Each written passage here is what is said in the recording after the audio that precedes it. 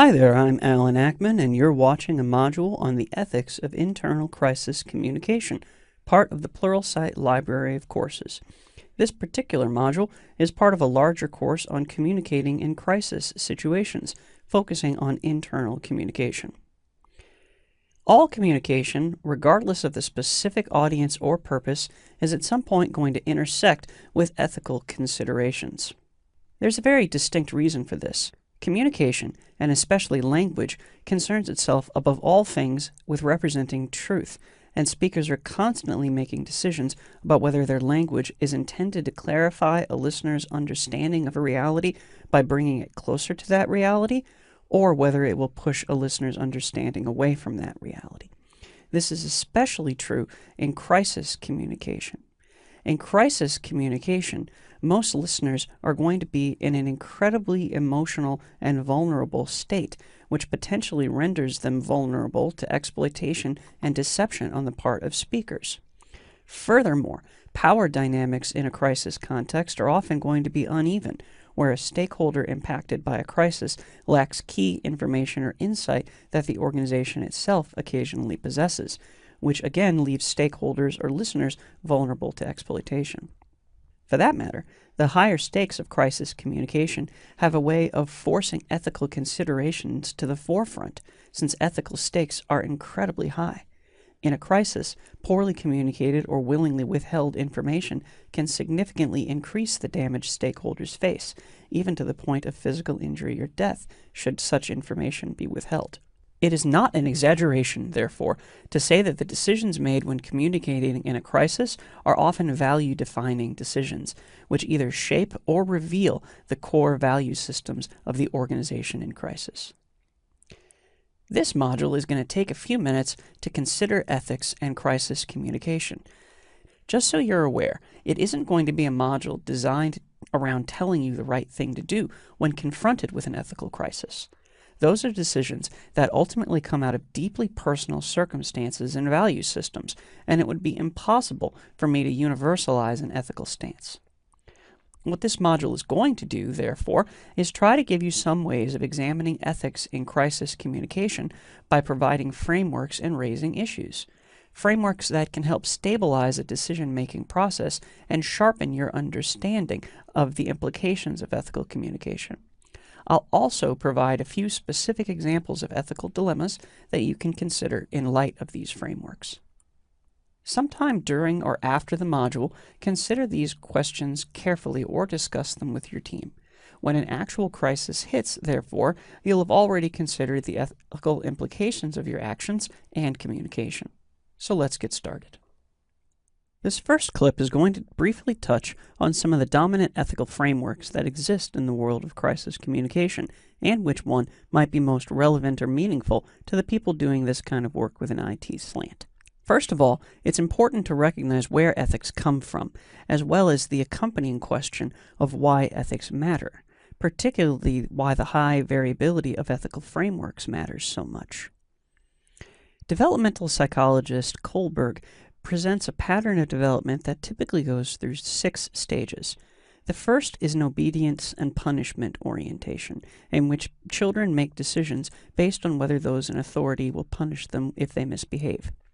The second is a self-interest orientation, where individuals make choices based on what is good for them in the moment, and perhaps in the long term. The third stage of moral development is interpersonal accord and conformity, in which decisions are motivated by whether social peers would find the actions acceptable or unacceptable. The fourth stage, authority and social order maintaining orientation, builds on stage 3 and involves individuals making decisions based on how upsetting they would be to the larger social order. In the fifth stage, social contract orientation, ethical considerations get a bit more abstract, and decisions are made by considering the larger social contract perceived to unite all people, so the implication of choices are put into the context of how individual societies are perceived to operate. Finally, in the sixth stage, individuals make their choices based around what they see as universal ethical principles, which should motivate and govern behavior regardless of any specific context. Now here's an important distinction. In the first 4 stages, ethics are determined according to personal self-interest or circumstantial situations. They're motivated at most by an interest in preserving the stability of the larger social order and the individual's place within that order, which might as well be self-interest in the end. The last 2 stages, though, treat ethics as a domain that extends beyond the individual and identify ethical behaviors as something that is the domain of all people, not just one, while recognizing that a common social construct of ethical behavior is critical to all of society and to some kind of universal survival. It doesn't necessarily mean that those large-scale principles of ethics are universal across all people, only that the individual recognizes that their behavior is a part of a larger social fabric and implicitly carries a message of accepting or rejecting that larger fabric. So now you're appropriately asking the question, what does this have to do with crisis communication? Well, so far we've been talking about moral development on the level of the individual. But in crisis communication, an interesting thing happens since corporations often speak on the level of the individual. In fact, in crisis communication, an organization might be said to equal the individual. This framework applies to some extent to the realm of corporate communication, especially if we consider the one-voice aspect of corporate communication as positioning a corporation or organization as member of a community. There's actually a notion in ethics known as corporate social responsibility, which maintains that organizations and entities have a larger obligation to behave in ways that are in accordance with the larger social norms of their societies. It's a controversial notion, though it bears out since organizations acting outside of social norms and behaviors is a frequent crisis trigger. Thinking of an organization as part of a larger social fabric, therefore, can help clarify an ethical lens. Just like many people, of course, many organizations never really stop thinking outside of their own personal self-interest and never really attain the level of ethics as universal principles in terms of their crisis communication choices or otherwise, which makes this communication framework more of an ideal track than a universal one. There are a couple of other ideas which are important to consider when scaling crisis communication up against an ethical paradigm. Responsibility, for example, is based around the idea that individuals are, or should be, beholden to the consequences of their actions, whether their consequences were intended or unintended. Part of the challenge of managing a crisis involves tethering the damage to the actions or choices that preceded this damage, hopefully then equating responsibility with accountability. In crisis communication, therefore, the ideal principle should become that communication should be designed to accurately reflect an organization's understanding of its own role in a crisis, its causes, and its outcomes. This is actually a really important point, since a common criticism of crisis communication strategies is that they're designed to help organizations minimize blame and accountability. When used poorly and in manipulative ways, that's probably true. Even one of the people who first developed crisis communication strategies, though, William Benoit, is on record as believing that the main image repair strategies are built around honest communication, not deceptive manipulation. One of the main reasons for this is the idea of significant choice, which is based around the notion that individuals deserve to possess information that will allow them to make informed decisions about their own well-being and interest, and that intentionally withholding such information violates deeply held ethical principles. If you look around, you start seeing occasions of this principle in action everywhere. Free market society, as well as the entire notion of democracy, is based around the concept that all people have access to sufficient information. And since one of the main functions of crisis communication is to reduce the levels of uncertainty that accompany any crisis, being forthright about circumstances has a considerable bearing on the nature and specifics of any piece of crisis communication. The heart of all these ethical questions, though, is one question that will hopefully be settled well in advance. When handling a crisis, what people, things, or ideals will be the most important to you and why? If you have that framework in advance, you'll have a much better sense of how to behave when a crisis actually hits. So let's cover a few specific examples.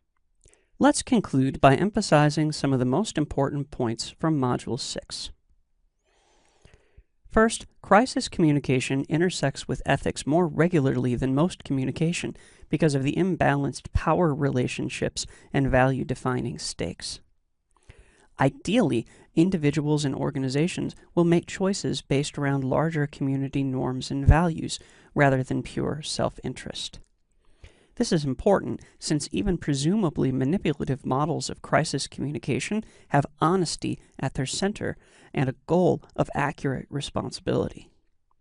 Ultimately, though, crisis ethics, like all ethics, reflect independent value systems, and part of responsible crisis preparation involves reflecting upon likely ethical challenges and how you as an individual or as an organization might most likely respond. The last clip discussed a few potentially helpful frameworks to use when considering ethics in crisis communication. Now I'd like to follow that up by presenting a few ethical situations for you to consider in light of these frameworks. The point of this particular module is to help you think about issues, by the way, not for me to tell you how to think about issues. With that in mind, sometime during or after the module, consider these questions carefully or discuss them with your team. When an actual crisis hits, therefore, you'll have already considered the ethical implications of your actions and communication. So consider or discuss the following questions. Scenario 1. You've discovered a flaw in a vendor's product that could possibly expose customers to security risks if the product is implemented. You've told the vendor about your concerns, but the vendor does not seem interested or willing to correct the flaw on their own. Under what circumstances might you reveal information about the insecure app and to whom? Scenario number 2. What information would your organization consider purely proprietary, never reveal information? Why? Is the choice motivated by legal reasons, regulatory, competitive advantage? What set of value systems guide this choice? And on a related note, what circumstances might compel you to make an exception to this stance? Scenario 3. An industry competitor has recently started spreading rumors about your business. You haven't noticed an impact on sales or direct reputation, but some individuals within your group are pressing you to forestall any damage by confronting the accuser head-on, going on the attack. Under what circumstances, what kind of rumors or what kind of source, for example, might you take this more aggressive step? Scenario 4. You recently discovered a technical flaw in an application design that legitimized customer complaints about crashes, lags, and overall lack of stability. You recognize these flaws stem from a breakdown in your application development and quality control processes. To what extent will you admit these breakdowns? To whom? Why? What corrective action, if any, will you offer? In the fifth scenario, you, as an individual, become aware of possible unethical practices from your employers, but are concerned that speaking up might result in personal consequences to your reputation or standing in the company. What are the personal circumstances under which you would take a stand of your own ethical principles, should they conflict with the organization's? Those are just a few examples of possible ethical considerations. In addition to thinking through these, I would encourage you as an organization or as a team to brainstorm about additional ethical moments that could be at the heart of how your specific organization conducts its business.